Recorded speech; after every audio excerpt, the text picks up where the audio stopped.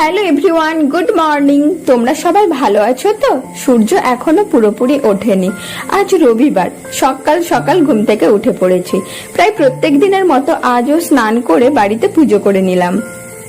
আজ ব্রেকফাস্টের জন্য নিয়েছি বাড়িতে পাতা কিছুটা টক দই, সাথে দিলাম 3 চামচ ওটস আর কিছুটা গাজর ছোট ছোট করে কেটে একসাথে ভালো করে মিশিয়ে নিচ্ছি। এখন চটপট করে ওটসটা খেয়ে নিই। দুপুরে ভাত খাওয়ার পর চলে আসলাম আমার রুমে। রিয়েল বিউটি অফ নেচার কাকে বলে দেখো। সত্যি বলতে এই লাইট গ্রিন কালারটা আমার খুব পছন্দের। ছোট থেকে আমি এই কালারটাকে কচি কলাপাতা রং বলেই জানি। এই কালারটা আমার খুব পছন্দের বা ভালোবাসারও বলতে পারো।